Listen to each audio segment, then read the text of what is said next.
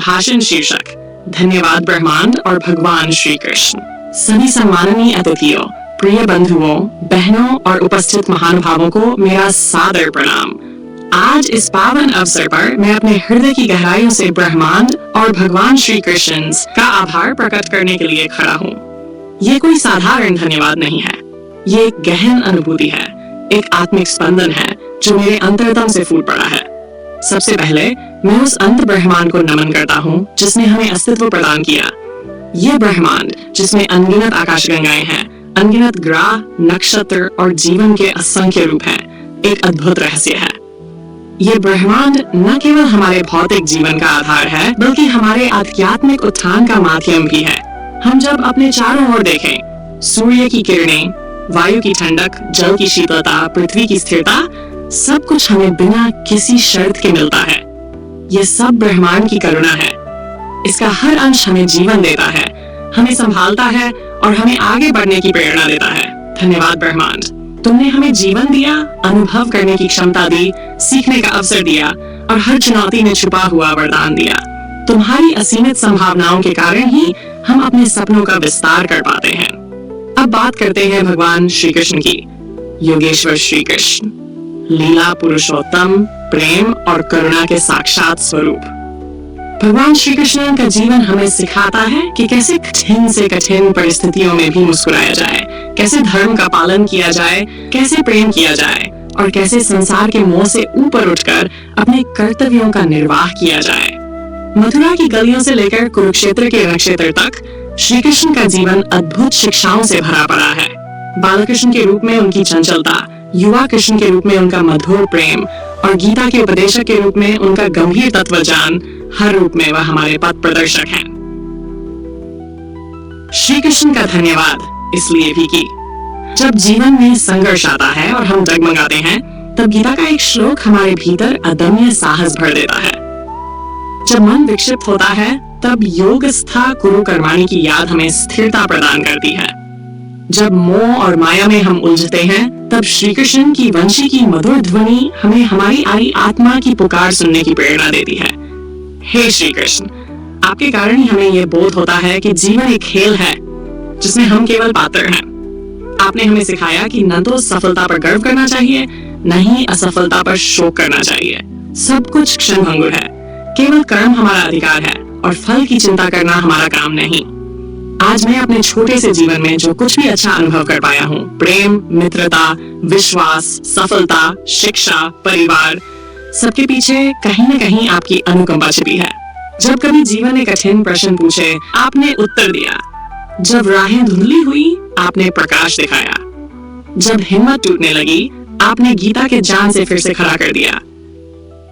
आज मेरा हृदय कहता है, कृष्णम वंदे जगद्गुरुम। आप केवल एक ऐतिहासिक पात्र नहीं हैं, आप समय से परे, चेतना से परिपूर्ण, प्रेम के साक्षात अवतार हैं।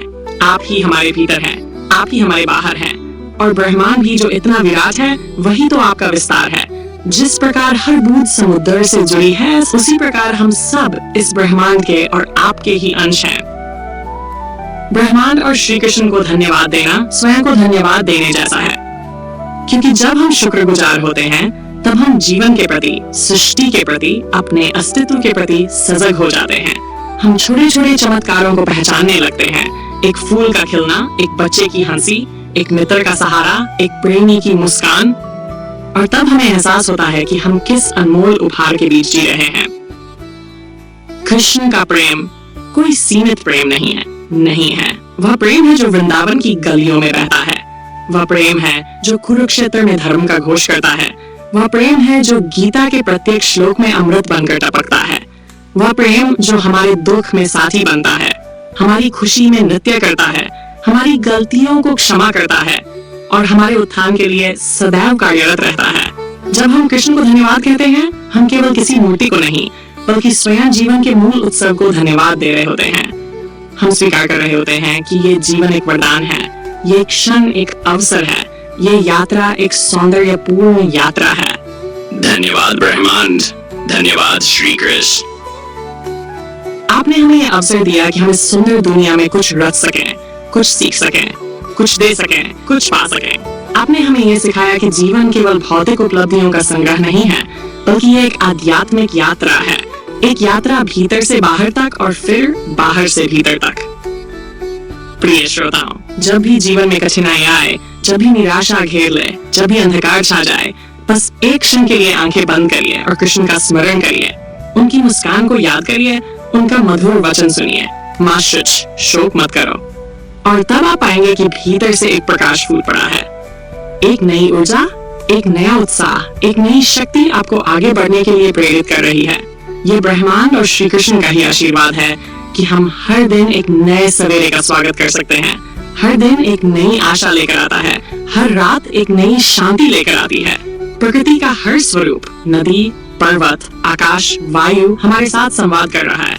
केवल हमें सुनना आना चाहिए, देखना आना चाहिए, समझना आना चाहिए। तो आइए आज हम सब मिलकर प्रण करें।